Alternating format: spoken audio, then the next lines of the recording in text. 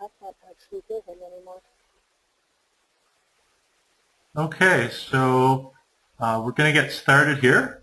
I'd just like to welcome everybody to our fourth webinar in our winter webinar series. We are a go and we're recording. We'll have a few more people coming in as we go. We've got a good selection of people from across the Kootenays. So good morning to the West Kootenays. It's 11 a.m. out there, and good afternoon and happy lunch hour to the East Kootenays. Hopefully this is a good time for you to join in. My name is Duncan Whittick, and I'm the Operations Coordinator for the Kootenay Conservation Program, or the KCP as we're commonly known. And the KCP is a broad partnership of organizations from across the Kootenays that works to conserve landscapes that sustain naturally functioning ecosystems.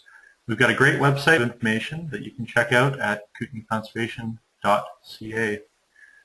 This webinar is hosted in partnership with the Columbia Basin Watershed Network, and the network acts as a regional umbrella for organizations working on water stewardship to share experiences and resources and to build knowledge and expertise in the Canadian Columbia Basin.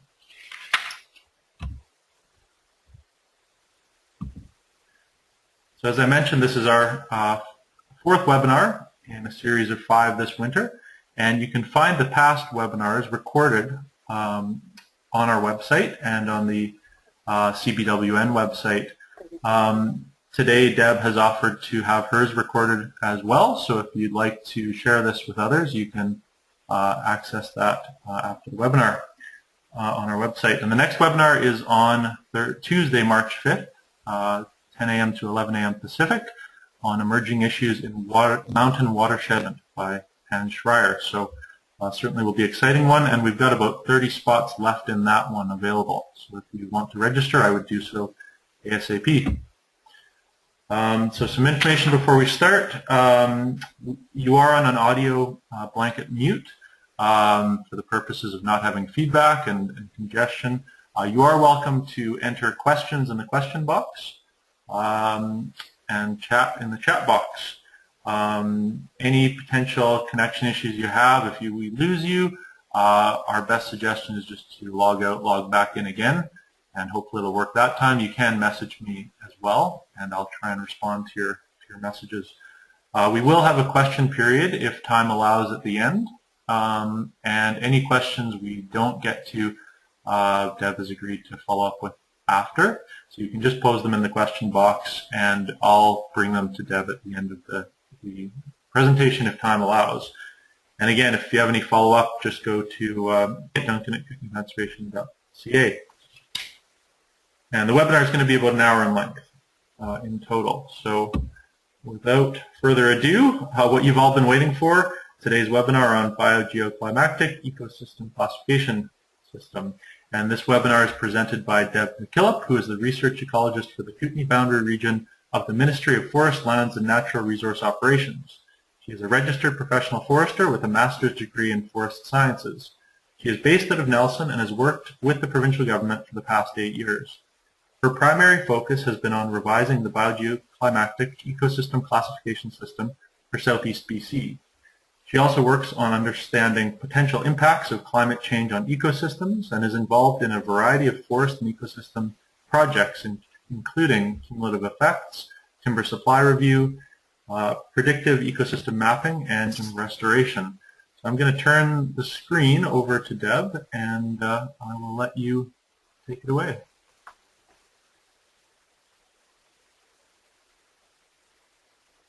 Great. So I'm hoping that you all can hear me, and I'm also hoping that I'm not too glitchy. Apparently the voiceover has a little bit of glitches every once in a while, and for that I apologize, but I don't think there's anything I can do about it. So with no further ado, looking at the list of participants, I know many of you, so hello and thank you for coming and listening to my webinar today. I'm going to talk about an overview of the BEC system, Biogeoclimatic Ecosystem Classification, and explain how BEC works, some of the details, and some of it may seem a little detailed, but as I go through it, it will become clearer why I've given you some of the detail at the beginning, because it applies to how you can use it. So I'll talk about what is BEC, how does it work, and then I'll go on to some of the changes in BEC, because right now we're going through a major overview of the BEC system. And then I'll talk about some of the applications, and I will probably target a bit of it to the Kootenay Conservation Partnership and some of the conservation sides of forestry rather than all of the more conventional timber supply and forestry side of things. And then I'll do a little brief overview of BEC in the future, how we can use BEC as a tool for understanding climate change.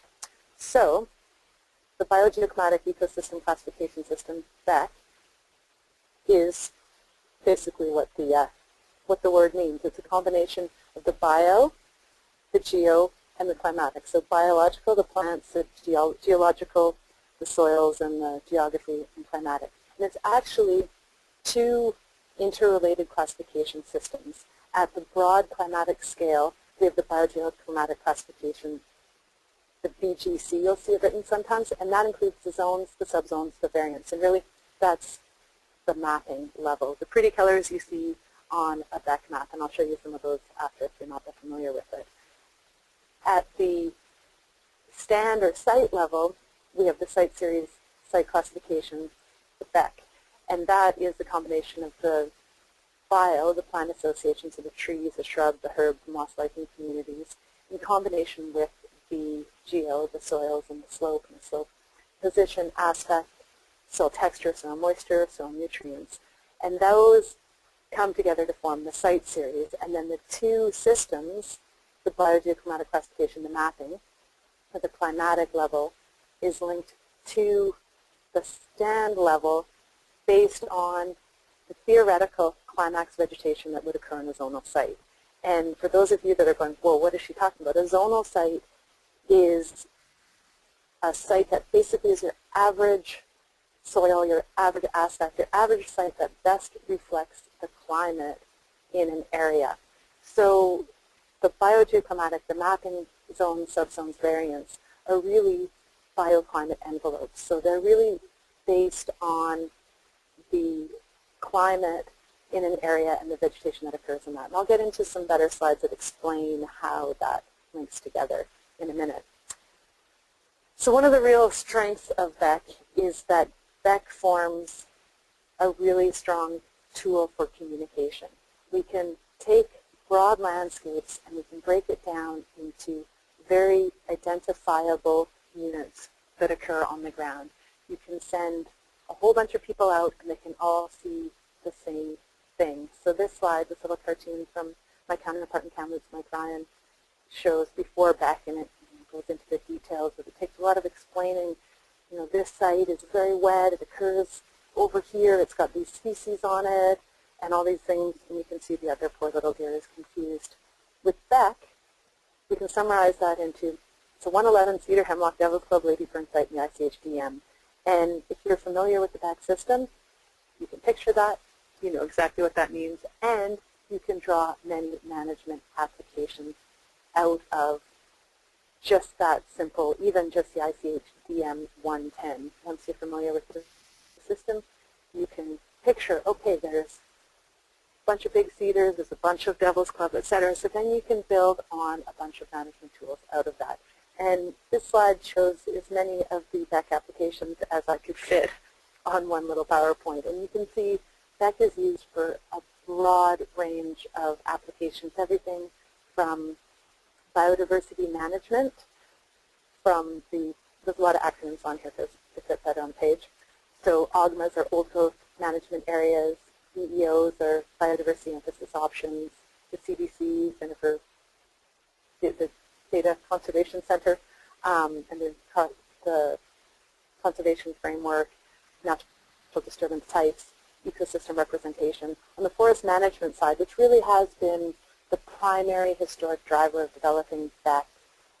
BEC is used for tree species selection, so what tree species are actually planted after harvest. You can determine estimates of site productivity based on a tree species on a site series. PEM and TEM mapping, that's ecosystem mapping, I'll get into that later. Silviculture, there's an economic component to it, competition, hazards, etc. Even on the range side, grasslands and forage production, wildlife management, a lot of people use the BEC site series to predict wildlife habitat capability and suitability. It's also legally linked into the end of it into range conservation requirements under legislation, soil management, predicting hazards and potential. And then some of the newer kind of applications that a lot of people have been using back in are cumulative effects, defining riparian areas, understanding old growth forest, differences in changes, at-risk ecosystems, environmental assessment. For those of you who work in environmental assessment, you're familiar with the use of that in understanding what ecosystems are there before the disturbance occurs in order to understand the impacts. And one of the emerging uses of BEC is climate change, and I'll get into that in more detail at the end of this talk. So back to what is BEC. So the BGC, the Biogeoclimatic Classification, with zones, subzones, and variants. The zone describes the major tree species in an area, so the ICH, the ESSF, the IDF. Those are the zones. The subzone describes the climate, the temperature regime, and the precipitation regime. So the ICH, let's pick one over here. The ICH MW4 is the interior cedar hemlock, moist for M, W for warm, and the variant is a number, and that describes regional variation. So in the West Kootenay, we have ICH MW4 and ICH MW2. The ICH MW4 is in the south. It has much more bare grass, whereas the other doesn't, and there are a bunch of other vegetation differences that you can read about in the field guides. So the BGC level is the mapping, and on this map here, the dark green is that ICH MW4. The light green is the ICH DW. And since I started working at the ministry in 2007, I've been working on adjusting BEC in PV boundary. And for those of you that work with BEC, you'll be familiar with the old BEC. You'll be sort of, you go out in the field and you can walk around and you know what sites are. But this is the biggest change to the BEC system in Southeast BC that we've seen since the early 1990s. You can see in this slide here on the left, this is the official BEC, and you can see the color scheme, that ICH DW, ICH MW2, and ESSF WC1 and WC4. Over on the right, there's a lot more colors, which means there's a lot of change. The ICH XW is extended. There's ESSF DC and ESSF MH spread through the southern Monarchies, and a whole bunch of other changes going on. So these are major changes that have big implications in terms of improving our understanding of ecosystems and the management implications that come out of that understanding. One of the things, for example, in this slide is there's another unit, the ICH MW5, this kind of greeny color, and I'm assuming you can all see my cursor. Otherwise, you're probably wondering what I'm talking about. But there's a greeny color here that's the ICH MW5, and then there's this yellow color that's the ICH MW2. Lodgepole pine is much more abundant in the ICH MW5 than in the ICH MW2. So when you're talking about tree species selection, what gets planted after harvest, lodgepole pine is typically not a very suitable species in this yellow ICH MW2, but it's a much more suitable species in the ICH MW5.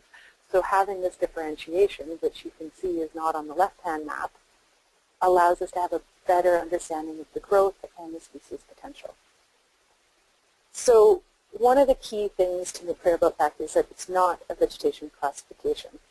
BEC is a site-based classification that uses vegetation as an indicator of site productivity and potential. So sites with similar physical characteristics have similar vegetation potential. And I'll go through a couple slides that show this. So in the classification that I've been working on, I'm not only dealing with new BEC mapping, but I'm also working on new site series, so the stand level. And this slide shows sort of a typical site series pattern. And if you're in a room that has a window and you look outside, you'll probably be able to see some of what I'm talking about out your window. I am in a government office, so I'm in a windowless boardroom at the moment, so I can just look at my screen and explain. Up here we have the 102, which is the driest, at the top of the graph, the driest site within that climate envelope. I'm going to go through this with the next slide. So you have the driest site, and you can see here that there's a lot of rock and there's a lot of dry species occurring here. And that occurs on these sites that have exposed bedrock. As you move down onto the 103, that 103 site occurs on warm aspects and has shallow soils, and you'll also have quite a few dry species. You won't have as much exposed rock.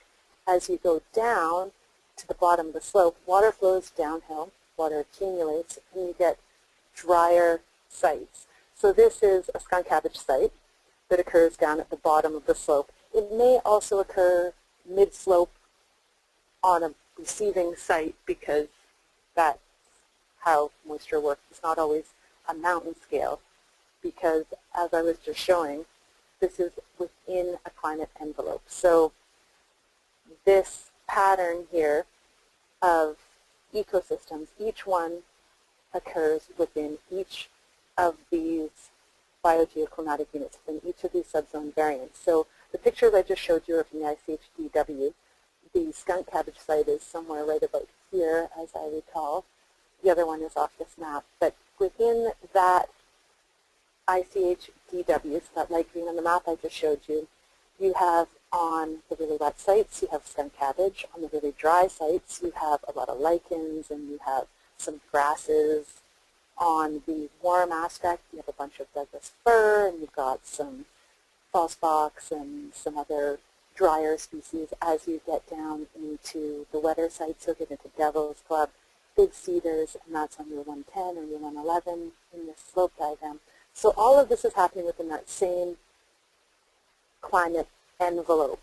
If you shift climate envelopes and you go up into the ESSF, Inland Spruce Subalpine Fir, on the same type of site, you'll have different vegetation. So on that rocky site up in the ESSF, you've got some dying pine. On that wet site, you have horsetail, and you have some false hellebore, and a bunch of different species that you would never find down in the lower elevations.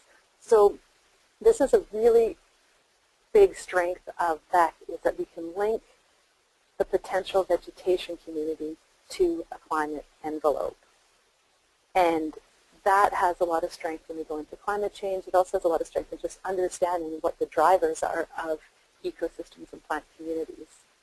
So everything I've talked about now with plant communities is looking at the mature and the old forest communities. So when we develop BEC and we develop the field guides and the descriptions, we're typically describing these mature and old stands. And if you've done any biogeography courses, then you've probably learned about, how climax vegetation theory is this archaic idea and why are we ever thinking about it. And if you want to be really dogmatic, then of course climax vegetation, the idea that all plant communities are moving on a site, are moving towards one pinnacle of sameness at the end, then, if you want to think that that's real, that's fine. But really, we know that there's a lot of variability. We know that disturbance plays a big role. We know in some climates, in some BEC subzone variants, there's so much disturbance that very little of the area reaches the old growth stage or even the mature stage, because there's disturbance after disturbance after disturbance, and things cycle through. So the idea of climax vegetation in BEC, the sort of more modern view, is that it's a point of attraction or a sort of, a direction that stands are going in, but there's a lot of variability, and understanding that variability is key to understanding what the potential on the site is and understanding what's actually happening on that site. But the key part of it is that a site is still a site, whether it's the same site series, whether it's a mature forest or an old growth forest. So if you're in the shrub herb stage because there's just been a fire or just been harvesting, you're still on the same ICH DW1 104 site as you are in 20 or 30 years when you're into the pole sapling, or in 60 to 80 years when you're in the young forest, or in 120 or 250 years when you're in the mature old forest. You're still on the same site series and you still have the same potential old forest vegetation. You still have the same patterns with that variability. And that's something that is also really helpful because you can understand how plant communities shift over time. And again, this all assumes a stable climate, that this stand here will occur in the same climate in the future. And I'll get into how this understanding of that relationship between climate envelope and sand is useful in the future. But first I'll go through some of the actual tools, and most of you are probably familiar with the field guides. And hopefully most of you have all seen one of these or another one from a different region. And these field guides, if you look at the dates, 1990, 1992, 1994. So these are the last field guides that have really been produced for the province. And people wonder, you know, we've got this BEC system, it works, we can communicate about things, why do we need to change?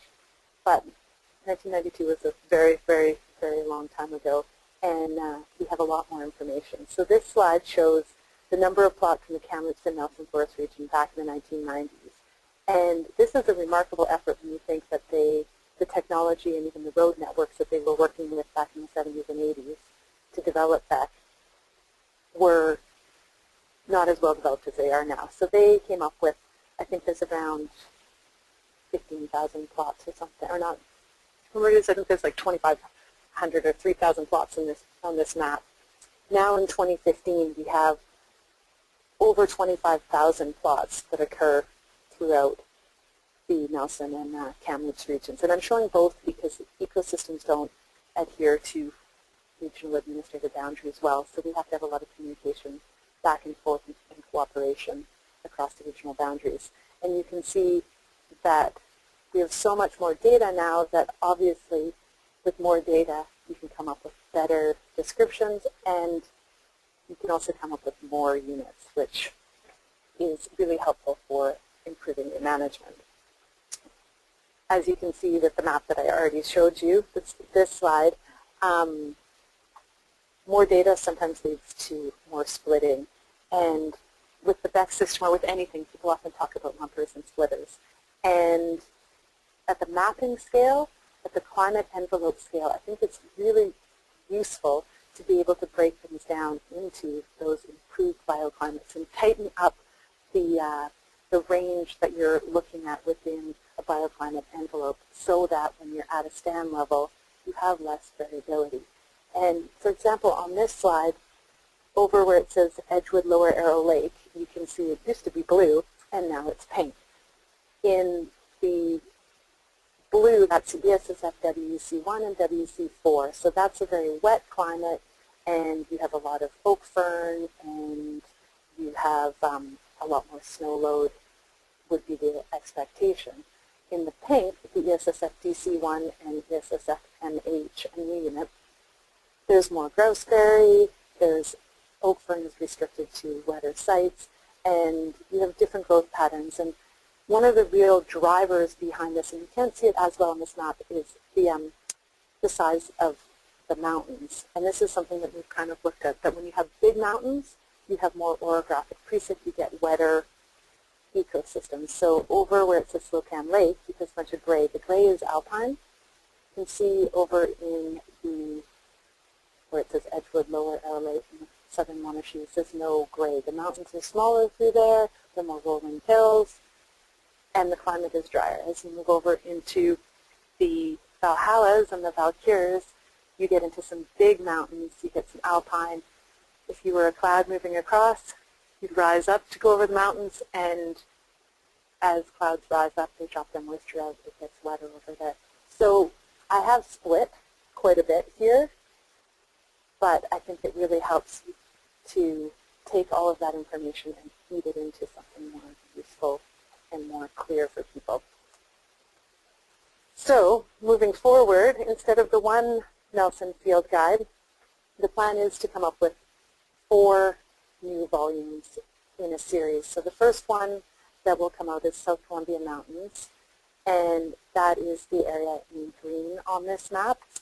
And you can see it extends into the Okanagan Shuswap over there. So somehow the base map didn't work out as well on this, so the lakes disappear, but this is Duncan Lake, Kootenay Lake, Slocan Lake, Arrow Lake, and over where it's yellow and green, that's in the Granby.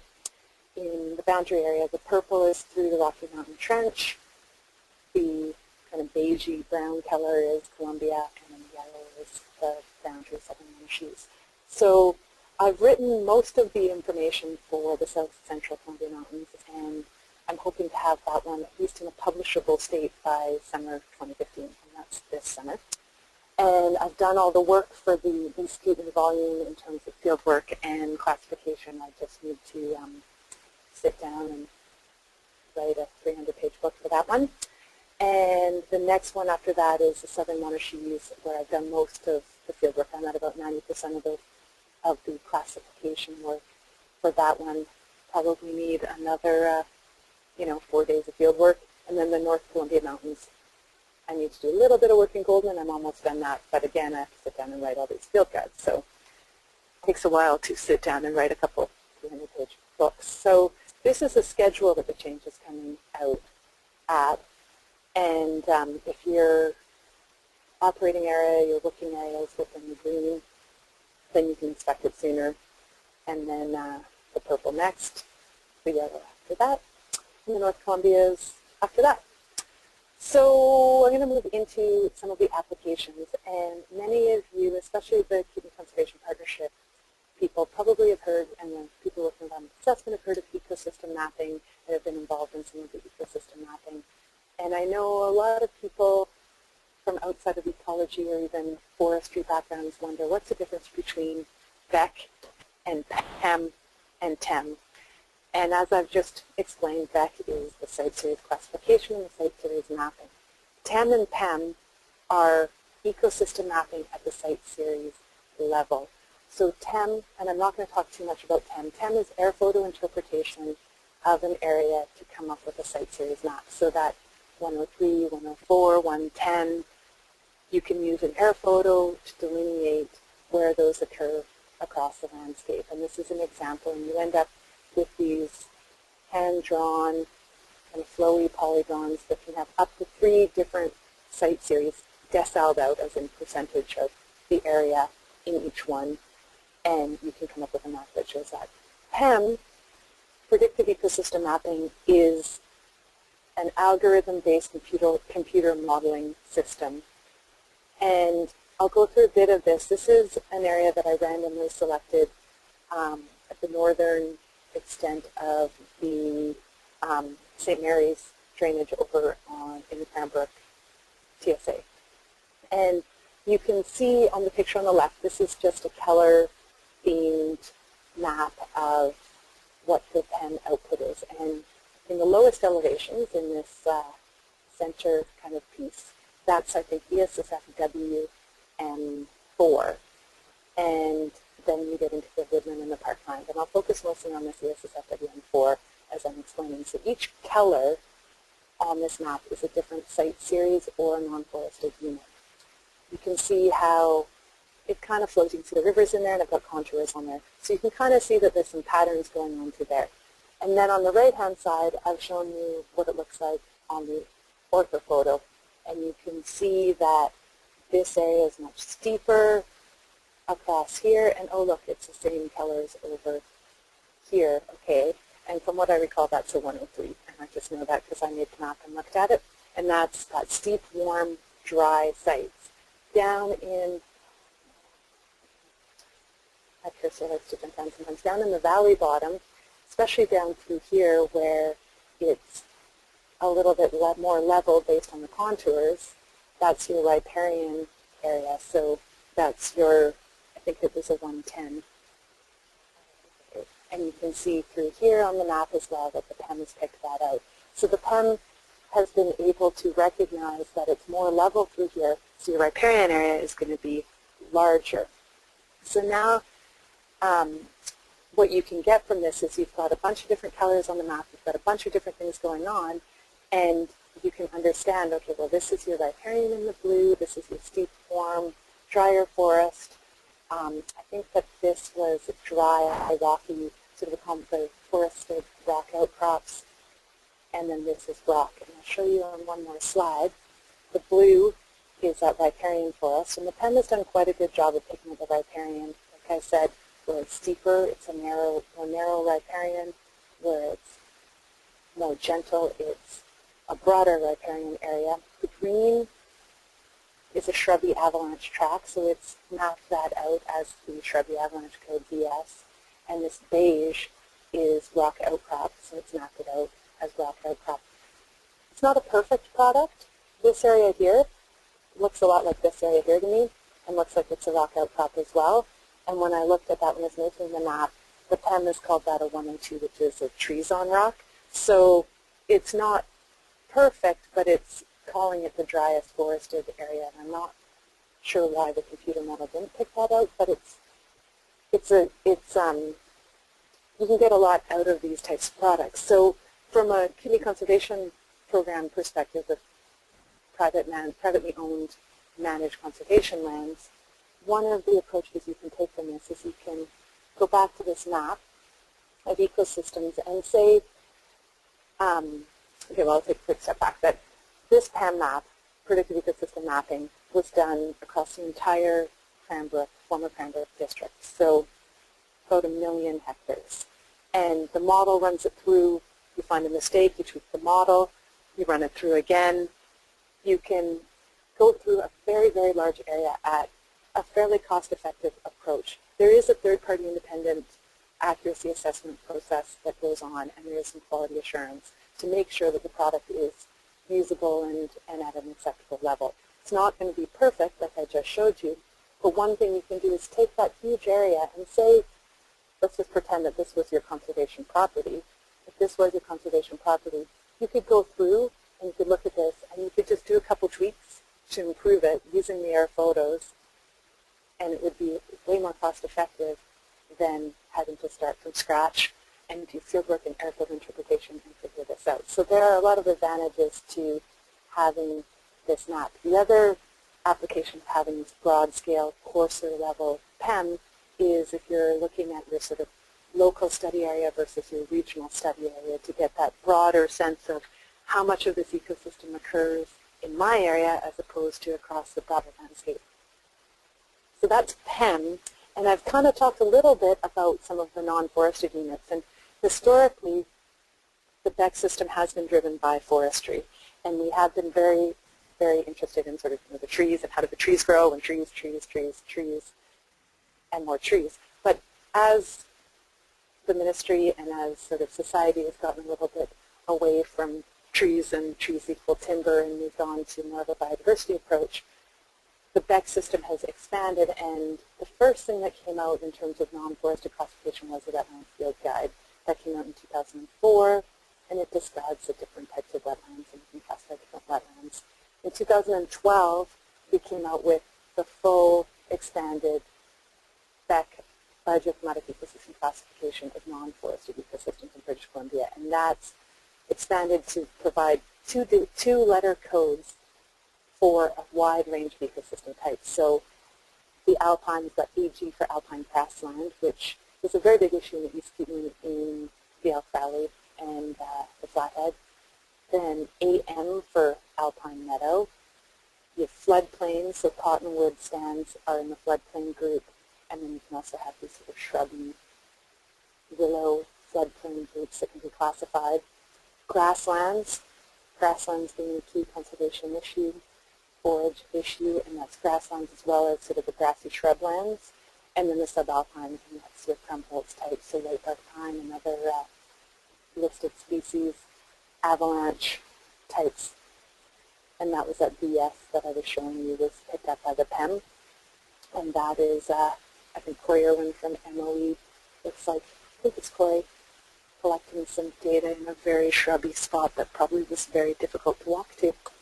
So in the Kootenay boundary region, with the classification work that I'm doing, one of the things that I've kind of tagged on is some extra non-forested classification that will go into the new field guides.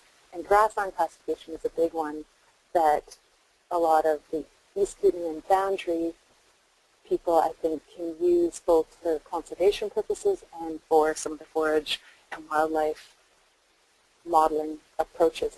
And I've been working with Christy Iverson, who is a phenomenal grassland ecologist from the Caribou, and she's kind of leading the grassland classification in the Kootenays and working on developing a very straightforward classification that fits into the BEC framework and works through all of the typical units that you do find in boundary and in the East Kootenay. We've also, I probably should have mentioned this earlier, I'm sitting with Audrey Eamon, who has worked with me since around 2007 on the BEC project, and she's been working with Will McKenzie, who's our provincial ecologist coordinator, and Mike Ryan from Kamloops on tightening up the definition of the avalanche classification, so actually describing that shrubby VS avalanche unit as, is it alder ladyfern type, or is it a thimbleberry shrubby type, or these different types of units, because where they occur, and then linking them into which subzone variants occur in mutants. She's also been working on kind of localizing the wetland information so that we can give users a clearer idea of which types of wetlands are most likely in the MSDK or in the IDF-DM or in the ICHNW4, so that if you're out there, you can have a better sense of what you're going to expect, and you can also queue it out a little better.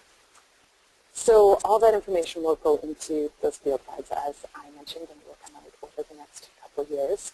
And in those field guides, there are some other changes. So if you're working with any of the drafts, or if you kind of look at this stuff, there's a whole new numbering system. In the past, it was 01, 02, 03, and we've kept that kind of general concept, but we've added a 1 to it, so it's now the 101, the 102, the 112, to let you know that it's a different version, because in this example that I'm showing you, it's fairly straightforward. The things are kind of the same. In some of the classifications, like in the Purcells, there were only 4 site series in the original classification, and now there's a bunch more because we have more data to delineate better. So things, an old 04 might have been a wet site, and a new 104 now is a submusic site, so you can't do that stage crosswalk. But the sites that are drier or poorer than that zonal kind of music, intermediate, best reflecting the regional climate, start at 102 and work their way up. You don't usually see, well, you won't in my classification see past a 105. In Kamloops, you might see a 106 or a 107 because they like to split even more than I do.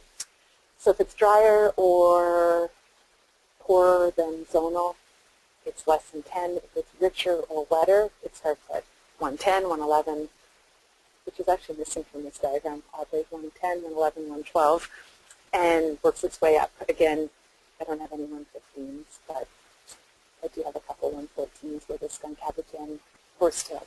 So you know that it's wetter or drier, which is kind of handy, and you know it's a new version of the new numbers. The new numbers, you can see you've got the zone, the subzone, the variant, and then the version in site series. There's also variations in site series, so you may see this in the South Purcells, for example. There's a beargrass and a grouseberry variation because when you're standing on that site, sometimes you have a lot of beargrass, sometimes you have a lot of grouseberry. It looks very different, but the site is the same.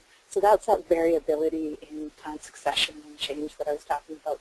But really the site is kind of the same, but one plant is taken over instead of another one. And a variation is a different plant community on the same site conditions. There's also a site series phase where you have the same plant community on different site conditions. And there aren't too many of those in the Kootenays, but you may come across some in the Newbeck and in other areas. And then just to make it confusing, there's a site series phase and a biogeoclimatic phase. And somebody should have called it something different than phase, but that happened. Somebody named it that back probably when I was in elementary school, so I didn't have much influence on that. And the biogeoclimatic phase is variability in a mapped BEC subzone variant. It's often cold air, extensive grasslands, unusual features, and for example, in lower Arrow, what used to be called the IDFUN, the IDF undifferentiated, is now a warm aspect phase of the ICH XW. And then in the non-forested, there's also a non-forested coding that I was just talking about, the alpine, the beetle realm, the class, and then each of those can be broken down into actual site associations that differentiate based on different vegetation. And you can write that.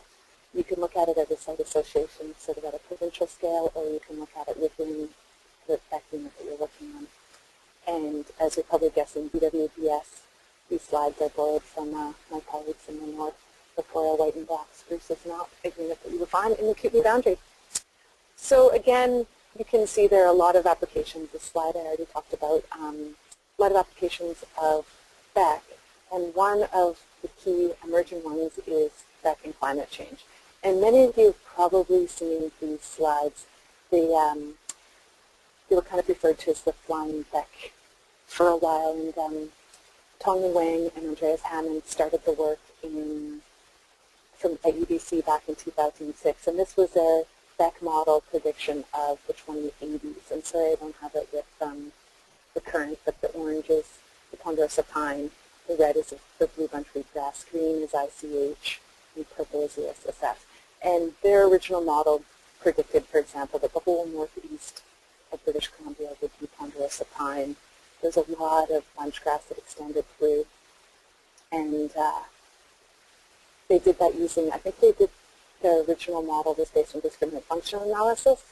In 2010, 2011, they started working on what was produced, what was published in 2012, a whole new version that used random forests, which is a classification tree system in R, and they came up with a very different answer. So the map on the right is sort of the equivalent to the 2080s, and northeastern BC is no longer mapped as ponderosa pine. I think that is spruce, willow, birch, or I can't actually see it because my screen showing that I'm talking to you is in the middle of it on there. So what that kind of shows is a couple of things from the slide is, one, when you use BEC, you can use BEC as a climate envelope to predict the future, because as I said earlier, each BEC subzone variant is really reflecting climate envelope.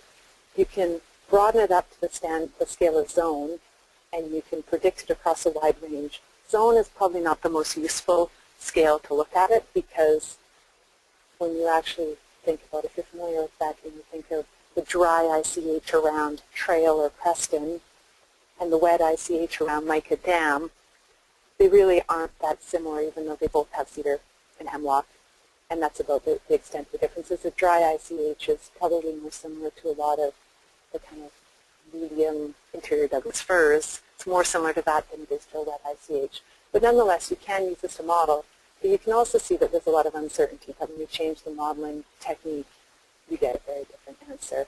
The map at the bottom is sort of the level of model agreement, and on this one, I think high model agreement is black, and low model agreement is white. If you look through the new boundary, you can see on the left-hand, their first map, there's a lot of black because that's in the 2011 to 2040, so that's in the near future. The closer to now that you model out, the more agreement and the more confidence you generally have in a model. As you get out to 2080, you can see that most of it is fairly white, meaning that there's no model agreement, which is kind of low confidence that the model is actually correct. The model could go in a lot of different directions, except, it's hard to see on this slide, but low elevations, there's much more agreement. So climate envelopes are not ecosystems. So this idea doesn't address shifts in plant communities.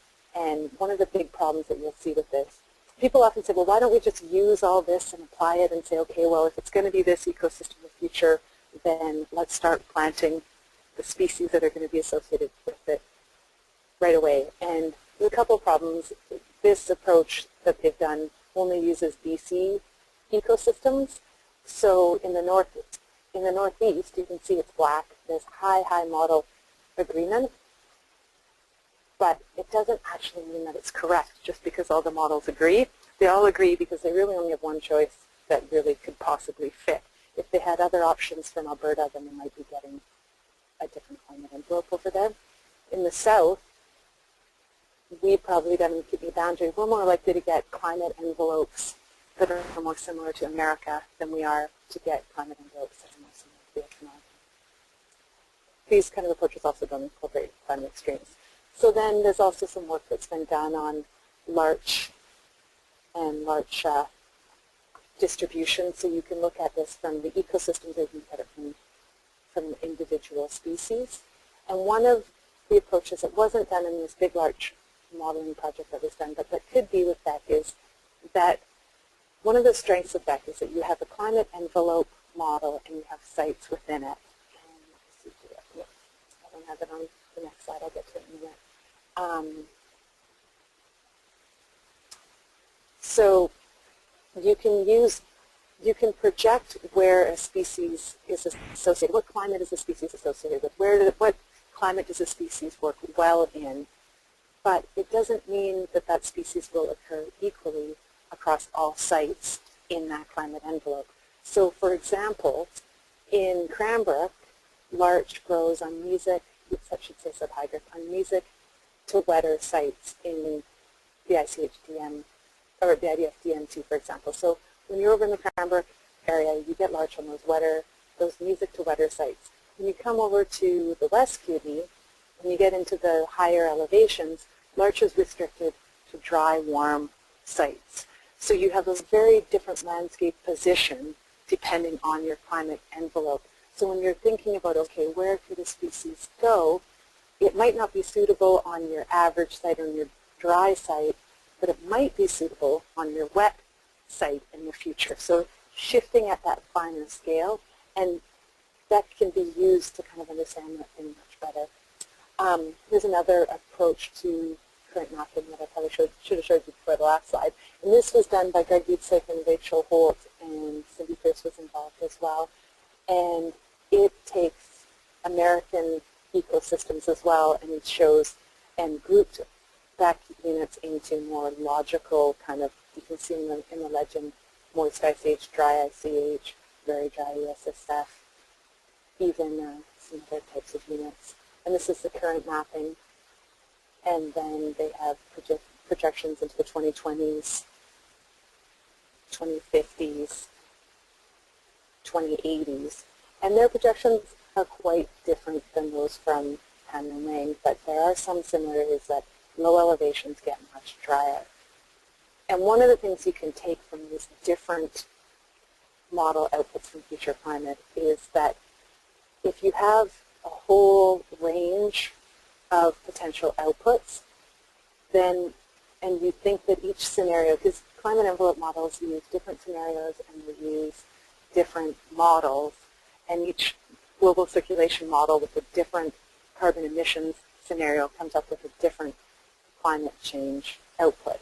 So if you take a bunch of these, and they're all kind of suggesting that there's a trend, then your management can be a little different than if you take a bunch of these and they all point in different directions. If they're all pointing in different directions, then you know, wow, I'm not really sure what I think is going to happen here, and I better manage with a lot of sort of hedging my bets and a lot of diversity and doing a lot of different things just in case things don't work out as I planned.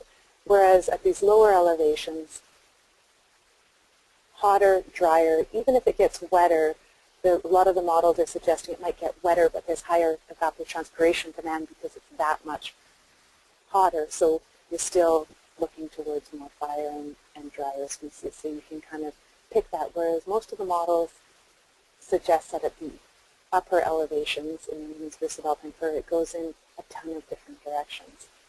And when you look at climate envelopes and this idea of climate envelope, climate change and ecosystem, BEC, the flying BEC, for example, you have to be really careful that ecosystems don't just get up and move uphill or move north.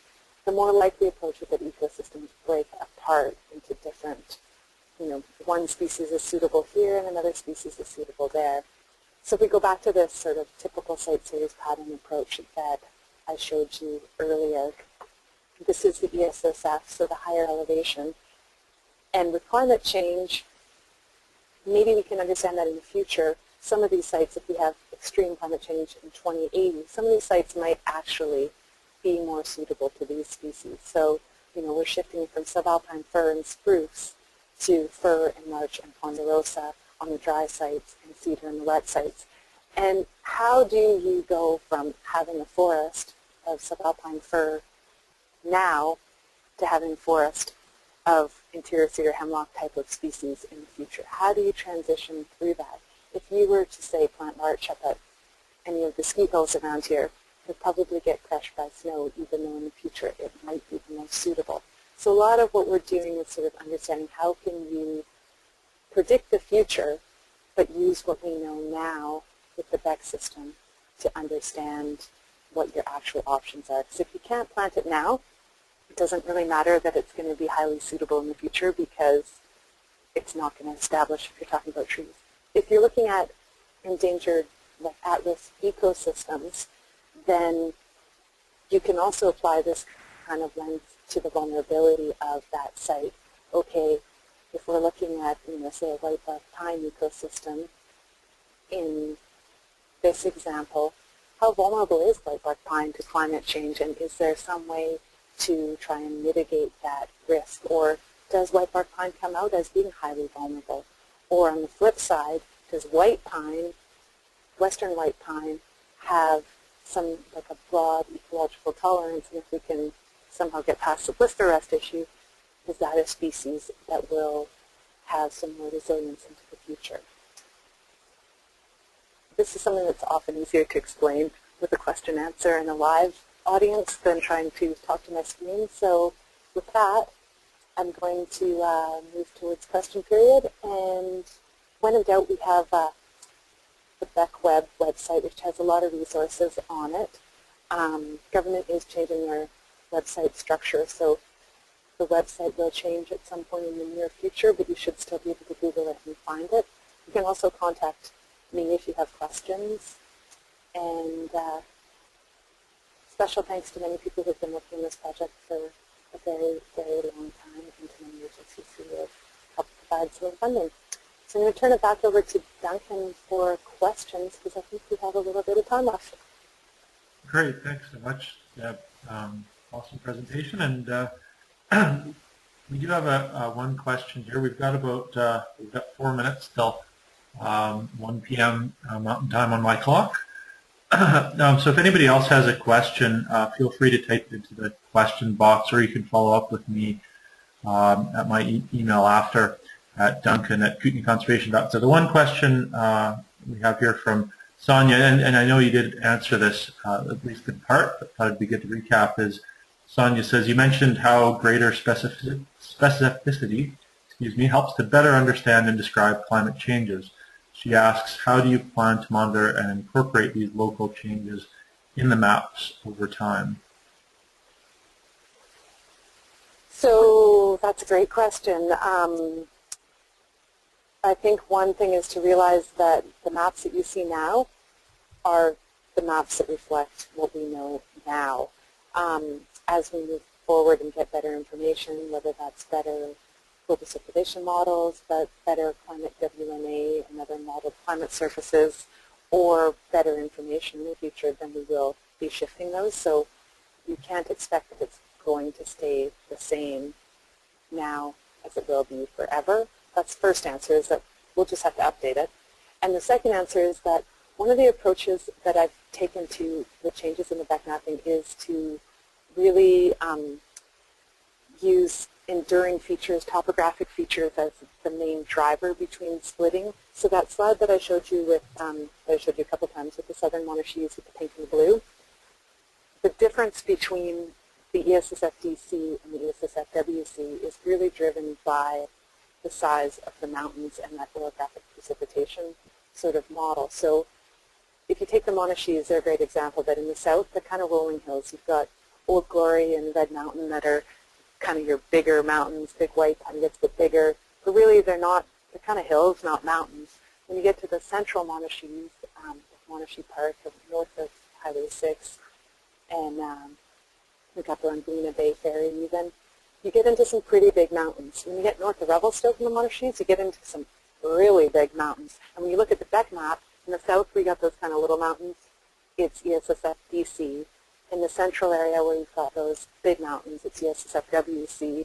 When you get into the really big mountains, you get mountain hemlock in the ESSF-BC, and it's way wetter. So by using those kind of, the size of the mountains is not going to change with climate change. So using those kind of breaks allows you to understand the patterns between the low elevation and the high elevation in those areas, to understand sort of what the climate drivers are.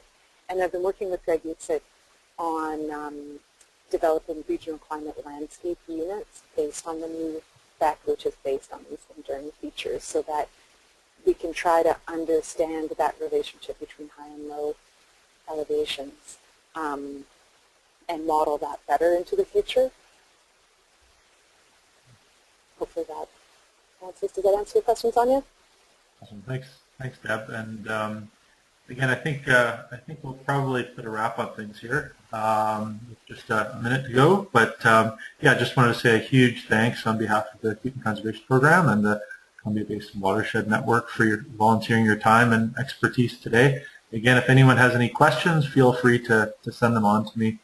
And we'll also be putting out a survey to get your feedback on the webinar series as a whole, as well as suggestions for next year at the end of our next webinar, which hopefully we'll see you all at on Tuesday, March the 5th. So any final comments, Deb, or are you? No, thank you guys for listening in on this, and as the new BEC unrolls, there'll be more training and more information. But right now I'm going to try and sit at my desk and just write some field guides. But if you have questions, please feel free to ask, and I can provide you with either information on the new BEC or any other questions that you have. Awesome. Great. Well, thanks so much, and thanks everyone for joining in today.